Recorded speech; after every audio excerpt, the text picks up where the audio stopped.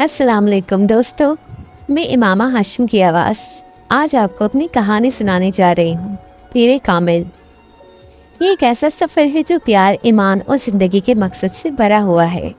मेरे और सलाह सिकंदर के 10 साल के सफ़र का दुख, इंतज़ार और रूहानी तब्दीली के लम्हात हैं। ये एक ऐसी कहानी है जिसको आप कभी भी छोड़ नहीं सकेंगे, तो वीडियो को अंत तक देखिए, चैनल को लाइक, शेयर और सब्सक्राइब भी करिए। मैं इमामा हाशिम हूँ। इस्लामाबाद की एक अहमदिया मुस्लिम ख़ानदान से ताल्लुक़ रखती हूँ।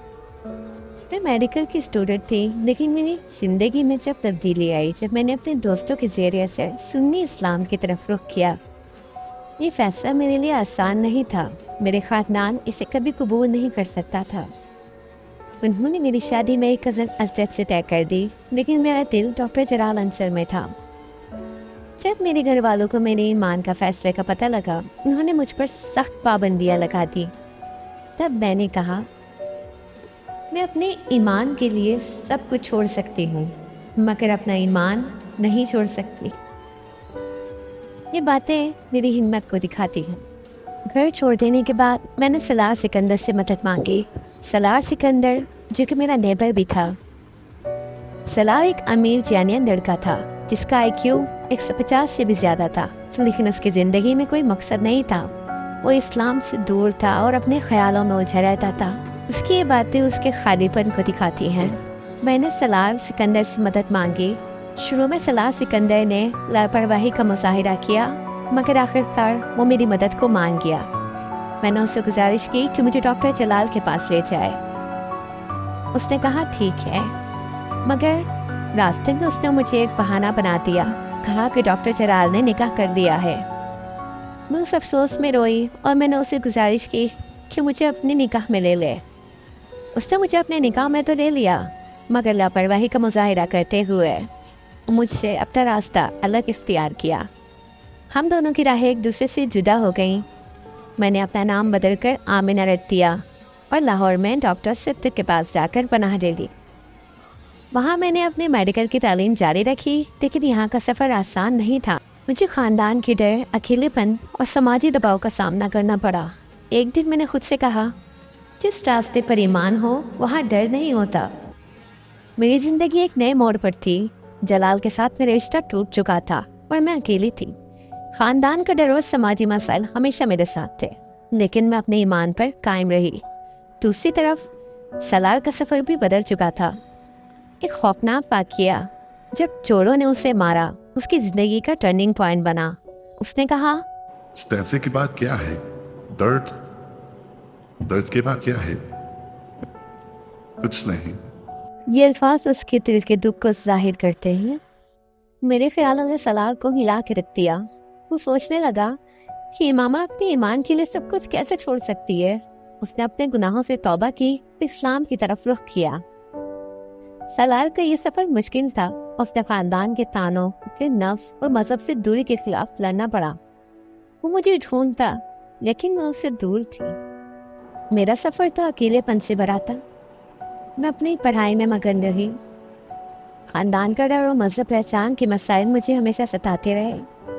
मैं अपने ईमान पर मजबूत रही। सलार का इंतजार मेरे लिए एक लंबे इम्तिहान की तरह था।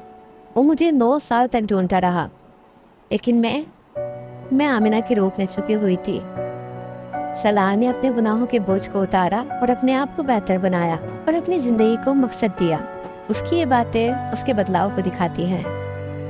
तुम मेरी वजह से नहीं, मैं तुम्हारी वजह से बदला हूँ। 9 साल के तवील सफ़र के इंतजार के बाद सलार का सफ़र काबे तक पहुँचा। उससे अंबिया दुआ करते थे। उनकी दुआओं और मेरी दुआओं में बहुत फर्क है। वो गिड़गिड़ा रहा था, मैं नबी होता तो नबियों जैसी दुआ करता, मगर मैं तो आम बशर हूँ और गुनाहगार बशर। मेरी ख्वाहिशात, मेरी आरज़ूएं सब आम है। यहाँ खड़े होकर कभी कोई किसी औरत के लिए रोया नहीं होगा। मेरी जिल्लत और मेरी बस्ती की इससे ज़्यादा इंतहा क्या होगी कि मैं यहाँ खड़ा, हरम पाक में खड़ा एक औरत के लिए गिड़गिड़ा रहा हूँ। मगर मुझे न अपने दिल पर इख्तियार है, न अपने आंसुओं पर। ये मैं नहीं था जिसने उस औरत को अपने दिल में जगह दी, ये तूने किया। क्यों मेरे दिल में उस औरत के लिए इतनी मोहब्बत डाली कि मैं तेरे सामने खड़ा होकर भी उसे याद कर रहा हूँ? क्यों मुझे इस कदर बेबस कर दिया कि मुझे अपने वजूद पर भी कोई इख्तियार नहीं रहा? मैं वो बशर हूँ जिसे तूने उन तमाम कमजोरियों के साथ बनाया। मैं वो बशर हूँ जिसे तेरे सिवा कोई रास्ता दिखाने वाला नहीं। और वो औरत मेरी जिंदगी के हर रास्ते पर खड़ी है। मुझे कहीं जाने कहीं पहुंचने नहीं दे रही। या तो उसकी मोहब्बत को इस तरह मेरे दिल से निकाल दे कि मुझे कभी उसका ख्याल तक ना आए, या फिर उसे मुझे दे दे। वो नहीं मिलेगी तो मैं सारी जिंदगी उसी के लिए रोता रहूंगा। वो मिल जाएगी तो तेरे अलावा किसी के लिए आंसू नहीं बहा सकूंगा। मेरे आंसुओं को खालिश होने दे। मैं यहाँ खड़ा तुझसे पाक औरतों में से एक को मांगता हूँ। मैं इमाम हाशिम को मांगता हूँ। सलार जो कि मुकम्मल तौर पर इस्लाम कबूल कर चुका था और हाफिज कुरान भी बन चुका था, उसने वहाँ पर अपने गुनाहों की मुकम्मल तौबा की और अपने गुनाहों से माफ़ी के साथ वो मेरे लिए बेचैन भी रहा। अपनी दुआओं में मुझे मांगा। उसी वक्त उसकी मुलाकात डॉक्टर सिप्ते अली से हुई। डॉक्टर सिप्ते अली ने उससे कहा कि पीर कामिल सिर्फ और सिर्फ हज़रत मोहम्मद सल्लल्लाहु अलैहि वसल्लम है। ये बात सलार के दिल को बेइंतहा छू गई। डॉक्टर सिप्ते अली ने सलार से मुलाकात की और उससे मेरे लिए यानी आमना के रिश्ते की बात की। सलार जो कि मुझे नहीं जानता था, उसने सुना था मेरा नाम मगर मुझे देखा नहीं था। उसने उस रिश्ते के लिए हाँ कर दी, मगर मैं सलार को जान चुकी थी और देख चुकी थी। शादी के बाद सलार को जब पता चला कि आमिना असल में मैं यानी इमामा हूँ, ये मेरी ज़िंदगी के सबसे रूहानी लम्हात थे। उसने मुझे देखते ही कहा, तुम इमामा हाशिम मेरी मोहब्बत नहीं, मेरी इबादत हो। इमामा, मैंने तुम्हारे लिए 9 साल तक इंतजार किया। 9 साल तक तुम्हें अपनी दुआओं में मांगा, तुम्हारे लिए तड़पा, तुम्हारे लिए खुद को बदल दिया। उसके ये अल्फाज हमारे रिश्ते की रूहानी गहराई को दिखाता है। 9 साल का इंतज़ार, दुख और तौबा के बाद हमारा मिलन और एक रूहानी बंधन। ये कहानी दिखाता है कि ईमान और मोहब्बत इंसान को कितना बदल सकती है। तो दोस्तों, ये थी हमारी कहानी यानी इमामा हाशिम और सलार सिकंदर की कहानी। इस कहानी से आपको ये सबक भी मिलता है कि पीर कामिल सिर्फ़ और सिर्फ हज़रत मोहम्मद सल्लल्लाहु अलैहि वसल्लम हो सकते हैं, कोई इंसान नहीं हो सकता। तो दोस्तों, उम्मीद है आपको ये कहानी पसंद आई होगी और आपको इस कहानी से बहुत कुछ सीखने को मिला होगा। अगर आपको हमारी ये वीडियो अच्छी लगी है तो चैनल को लाइक करिएगा, शेयर करिएगा और बेल आइकन दबाना ना भूलिएगा, ताकि हमारे आने वाले तमाम नोटिफिकेशंस और इस तरह की प्यारी प्यारी कहानियाँ आप तक पहुँचती रहे।